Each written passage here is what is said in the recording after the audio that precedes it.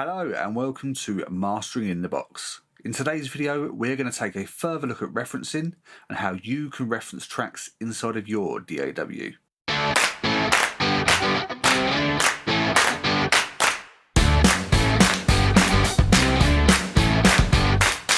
Hello and welcome to Mastering in the Box. I'm your host Smudge, and in today's video we're going to take a further look at referencing and how you can use referencing inside of your DAW of choice. So if you caught last week's video, we talk about 5 benefits to using referencing in mastering, and today we're going to take that a little bit further by actually showing you how you can use referencing inside of your DAW of choice. In today's video I'm going to show you 2 ways to reference inside of a DAW, and these are the 2 ways that I would recommend. And the first option is raw file referencing, which is literally importing a raw file into your DAW of choice, and then we can actually use that as a comparison in real time. And then the second option is to use a plugin for referencing, and I'll go through that in further detail in due course. They both give you slightly different results, and they're both slightly different ways of doing it, but they're both great options and I'd recommend either. So before we get into the nitty gritty of today's video, if you want to know more about digital mastering, then please don't forget to hit that subscribe button below and make sure you tick that bell and select all to receive notifications on all of our videos moving forward. And at the end of the video, if you do like this video, don't forget to give it a thumbs up. So before I get into showing you how you can reference inside of your DAW, there are 3 steps that we need to consider first. So step number 1 is how to choose a reference track, and this is very much down to personal preference, but one thing I would always recommend is be very intentional about what tracks you're using. Do you have an inspiration? Is there a particular track that you're trying to emulate with some of your mastering techniques? Are there various tracks that you want to use? And what's the inspiration? Have you or the client, if you're mastering someone else's music, have they given you any feedback about how they want that end track to sound like? Gather as much information as you can and then be very intentional about what tracks you use for your reference tracks. Step number 2 is don't be afraid to choose more than one reference track. Don't overload yourself with different references, but 2 or 3 different reference tracks can be very handy so you can draw inspirations from other artists and different engineers. I say keep it very simple, keep it very intentional, so think about what it is you're trying to achieve and then choose your reference tracks wisely, but don't be afraid to use 2 or 3 reference tracks if you need them. And step number 3 is choose a file from a lossless format. Don't use an MP3 file, because an MP3 file is a lossy format and it's not going to be as high quality as a lossless format file. So choose something that's either a WAV, FLAC or AIFF, or even an Apple lossless format. So 2 recommendations would be to download songs from either iTunes and use either WAV, AIFF or Apple lossless, or my personal preference would be using 7 Digital and download the tracks in FLAC files. Both of these sites, 7 Digital and Apple iTunes, obviously offer songs for sale at reasonable prices. So once again, check these out and be very intentional about what songs you download for your reference tracks. So the first method that I'm going to show you this week is what I like to call raw file referencing, and it's just very simply is when you import the reference track into the project you're working on and you use a comparison in real time. So for this particular project I put the reference track below the master track, and the 2 tracks I'm going to use this week are Outa by Fytakyte, and this song is available to download for mixing and mastering practice through the Cambridge Music Technology website, and I'll leave links in the description down below. And the reference track that I'm using is a track called Billy by Nik Graveswell. I had great fun really mastering this track for Nick.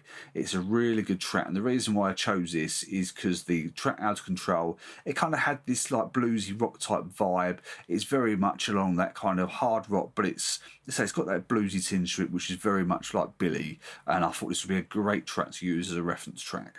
One thing I would recommend before we do anything is just to have a look inside of your DAW and look at the solo options. So what we want to do is we want to jump back between the master file and the reference track at any given time. So it's really handy to kind of get an idea about the solo functions. So I'm using Reaper, and if we use Control Alt and click the solo button, It then flicks the solo between the reference track and the master track.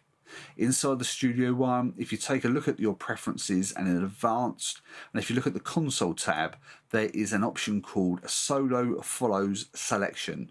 And when you click in between the tracks, it will automatically solo the track that you are selected and that track only. So that is a great option to be used for mastering.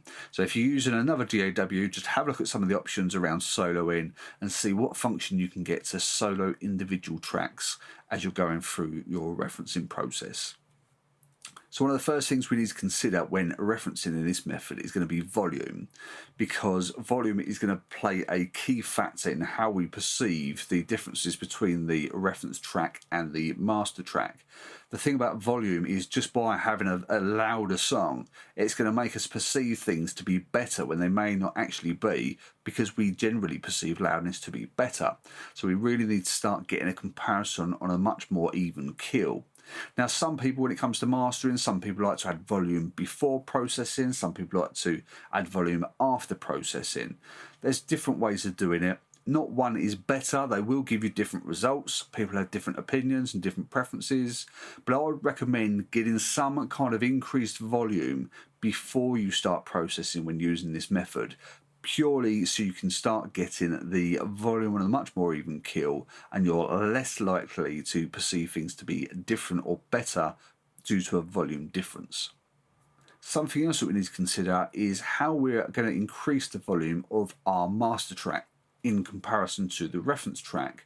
Now, one of the more popular methods of increasing volume when it comes to mastering is by using a limiter. But as we can see from the waveform here, whilst it's an exciting track, I've already listened to the track previously, it's not overly dynamic. So one of the things I don't want to do is start affecting the dynamic range too much at this early stage. So if I use a limiter and start using the limiter as a volume button by increasing the gain, it's likely to apply compression. And I don't want to start affecting the dynamic range at this particular moment in time for this particular track. So the way I'm going to get the volume initially on this track is to use the Normalise audio function. Now, I've explained about Normalise audio before, and I'll leave links in the description down below around how you can use the Normalise audio inside of your mastering projects to get your overall volume increased. Some people like it, some people don't like it. I think it would be more popular if it was in a plugin format. I think because it's just a standard option inside of most DAWs, a lot of people discount it. But it's a great tool to use and a good top tip if you want to retain the dynamics of your track, but you want to increase the overall volume. Then look at how you can use the normalized audio function at the beginning of your mastering process, and you can say increase the volume without affecting your dynamic range. So as I'm working inside of Reaper for this mastering session, the way to normalise the audio inside of Reaper is to select the file you want to normalise, and you select Control, Shift and N, and it will normalise the audio for you. So as we can see, the waveform has visibly increased in size due to the additional volume. Now we still want to apply a limiter, because a limiter is going to act as our buffer. It's going to be our safety zone to ensure that we get no digital clipping. So if we shift an F for our effects browser, I'm going to use the stealth limiter by IK Multimedia. And then what I'm going to do is set the output ceiling to -1 and the input to 0. Now let's take a listen to the master track.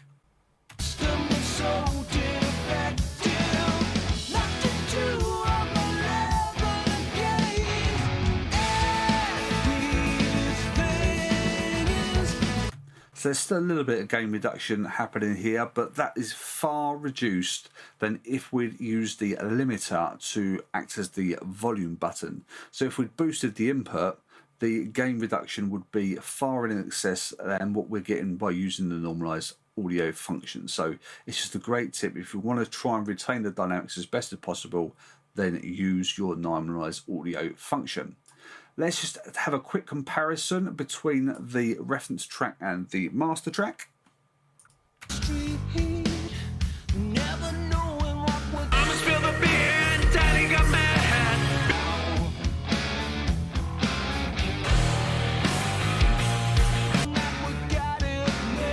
So There's still a bit of a volume difference here between the two tracks, but it's much closer than where we was originally. I wouldn't at this particular stage get too worried about the overall loudness, because that is something that we can set based on what we want to set our loudness to, and as I say, we're going to add some further processing to the track anyway, so use this as a good base ground to get the volume increased so you're using it as a more even referencing scenario. But when it comes to the overall loudness, I say get that right at the end. Ensure that the track is as loud as you want it once all the rest of your processing is done, so you can just really say you can really craft this as to how you want to craft it with your overall loudness. So now we have the track set at a much more even volume level, we can then go ahead and start using our referencing to get a good idea as to what we want to do, where we want to go with the master track. Go through, play different segments of the track and start to listen what it is exactly you want to do with the track. So if we go here, for example.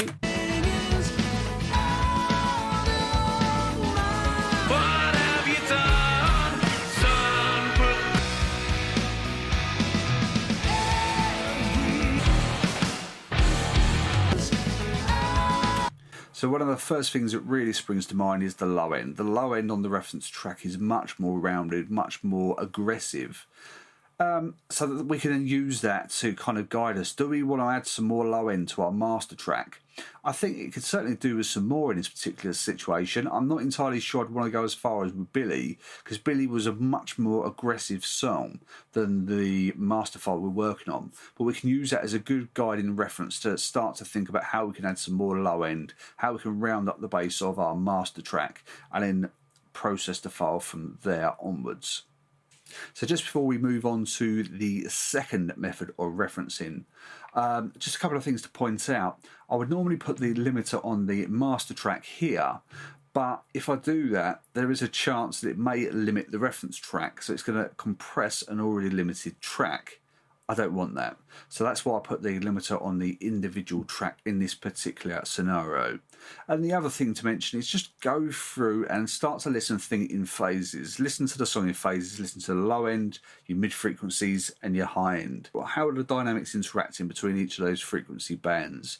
What is the EQ sounding like? Is the low end, is it nice and round? How does it compare to the reference track? What is it like about the reference track? What do you not like about it? And make some notes as you go through. Remember, I always like to go back to the phrase, am I on par? Planning, action, review. Don't go into your master track blindly. Make clear notes and have a clear intention about what it is you want to do, and use the reference track as your tool to guide you in your further mastering and processing. So the second referencing option is to use plugin referencing, and I'm not going to go too in depth on this one today, because just through preparing this video, the plugin referencing tools are so in depth and so useful. They actually deserve their own video in their own right. The most popular referencing tool out there at the moment is probably the Adapter Audio Metric plugin, but I like this alternative, and this is from Melda Production, and it's called M-Compare, and I've actually added it into the monitoring effects chain. So it's not on the master, it's not on the individual track itself, it's got its own complete section. So if I go through and normalise the audio of this track, and then I'm going to go into the monitoring effects chain, and the way we can use this plugin is just simply, if I play the master track,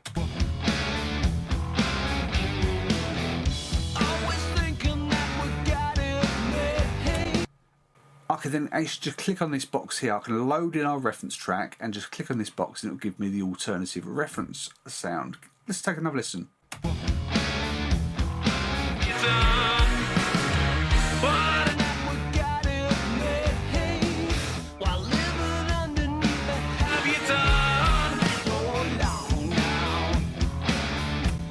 So it completely takes away the need to start embedding all of the reference tracks into your projects. You can add so many different reference tracks here. You can add the sources direct into it, It's such a fully featured plugin, and it's only £55. I've had this for some time, and it's something that I really need to kind of say give the time to give it its own review and its own tutorial, because there's so much we can do. And I think this could be a great budget-friendly tool for a lot of people.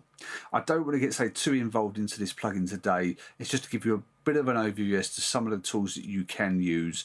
I'm going to add in a screenshot right about now of the adapter audio metric, which is available through the Plugin Alliance site. It's something that I've used in the past, which is another really good option, which is also frequently on sale, especially with Black Friday coming up soon and with the festive season upon us. I'm sure you can get that on a good deal as well. But I really like these Melody production tools, and this M-Compare, I think this can be a really good solution for a lot of different people. So look out for a full review and tutorial of this plugin coming soon. So that's it for this week's video on referencing, how you can reference inside of your DAW. You can do this in any DAW of your choice, and it doesn't matter if it's got a fully fledged mastering page or if it's just a standard timeline page like we've got here. You can add reference tracks inside of your DAW and use these techniques to start using references in your mastering sessions. I really do think referencing is a great tool to use. I think it would be so beneficial for a lot of people, especially the more inexperienced mastering engineers out there. And it can really just help guide you with some of the things you need to do to start getting better sounding masters. I hope you found this video useful. As I've said before, if you'd like to know more about digital mastering, then please make sure you subscribe by hitting the subscribe button below, and don't forget to hit that notification bell and select all so you receive notifications on all of our videos moving forward. And if you like this video, then give it a thumbs up. The more thumbs up I get, the more I know that you guys like this type of content, and the more I'll produce it moving forward. All that's left for me to say is I hope you'll keep safe and well, and I'll see you in the next video coming real soon.